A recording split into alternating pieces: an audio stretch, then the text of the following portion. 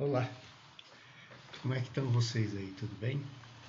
Então hoje a gente vai ver os primeiros elementos aí do HTML, os elementos básicos.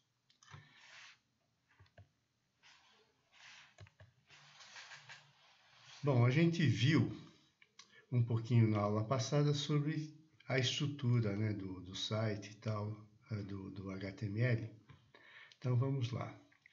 A gente tem o tipo de documento HTML, a gente tem uma cabeça, né, o head, onde a gente pode colocar o nome da página, né, que é esse Campi Jabaquara, é o mesmo que está aqui. A gente vai usar o conjunto de caracteres UTF-8 para poder colocar acentos, né, como aqui os títulos têm acento no i, e isso vai aparecer aqui. Então, é importante que a gente coloque que o conjunto de caracteres obedece esse padrão. Então, a gente encerra a cabeça aqui, e aqui é o corpo, que é o conteúdo da página. Então, aqui a gente tem 6 títulos, né, do H1, que é o heading em inglês, heading 1, até o heading 6, né, o H1 até o H6. E são títulos e subtítulos. Então, são encadeados esses títulos. Então, numa página de um livro, a gente tem um título principal e os subtítulos, e os subtítulos, né? E assim por diante. É pré-definido, o HTML contém 5 subdivisões de títulos. Então, a gente pode usar isso dessa forma. Os títulos são super importantes, né? Como a gente disse, tem que começar sempre do H1. E o tamanho do título a gente pode alterar dessa forma aqui. Então, não use o título H2 porque ele é um pouquinho menor e vocês querem que o texto seja um pouco menor. E sim, mude o tamanho das letras através dessa instrução aqui dentro do H1. Então, dentro de uma tag, a gente pode colocar parâmetros, como por exemplo esse de style, que é de estilo. Então, a gente vai estilizar o título. A gente pode mudar o tamanho, pode mudar o tipo de fonte, né, que a gente chama, o tipo de caractere e assim por diante. Então, não utilize H1, H2, H3 para definir o tamanho do título, e sim na hierarquia da subdivisão do seu documento. Dentro de um parágrafo, a gente pode enfatizar alguns textos. Existem tags específicas para fazer isso. A gente tem a tag strong, né, strong, a tag emphasis, que é o EM, né? O strong também existe um outro que chama B, que é bold, que é dobrar, que é negrito. Então, o strong ele deixa em negrito e o B também deixa em negrito. Os dois são equivalentes. Só que para o HTML5, o strong ele tem um significado, né, que é forte. E o B já não tem esse significado. Na verdade, tem um significado de bold, é mais uma marcação. O strong, além de marcação, ou seja, de marcar o texto como destacado, ele diz que essa parte do texto é forte.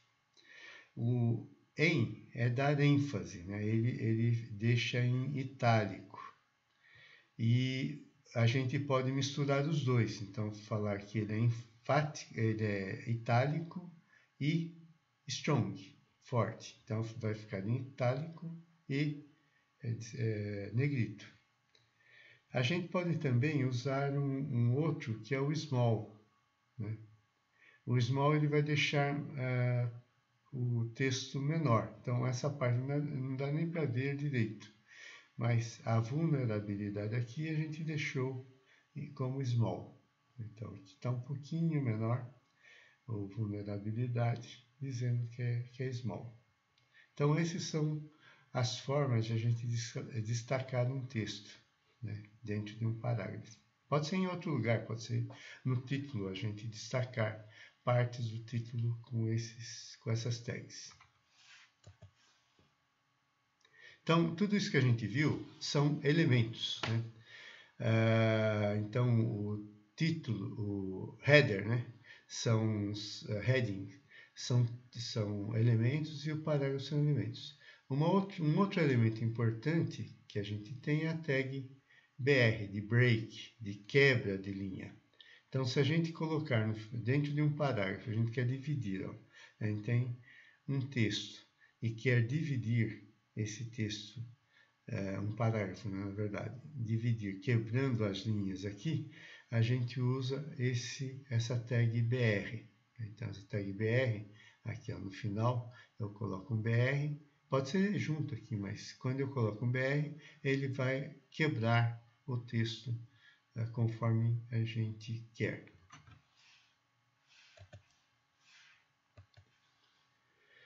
Links. Então, quando a gente falou, né, em HTML, o HT a gente falou que são hipertextos. Né? Hipertexto aqui liga um texto a outro texto. Então, agora, esses links aqui é que dão as características de hipertexto a um documento HTML. E para isso, a gente usa uma tag chamada A, de anchor, ou âncora. Então, é a âncora para onde a gente está indo. Né? Então, os hiperlinks, a gente usa dessa forma. A gente precisa de duas partes, né? Que aqui não está, mas a parte principal é o endereço. Essa URL é o endereço uniforme. Né? Por exemplo, no endereço é o site do Campus Jabaquara. Então, se a gente colocar no nosso texto, visite o Campus Jabaquara, esse Campus Jabaquara é um link, se eu clicar aqui, ele vai para esse site, né? Esse site do Campus Jabaquara. Depois que a gente visitou, antes da gente visitar um site, esse texto aqui está em azul, como está aqui. Depois que a gente visitar o site, ele fica em roxo.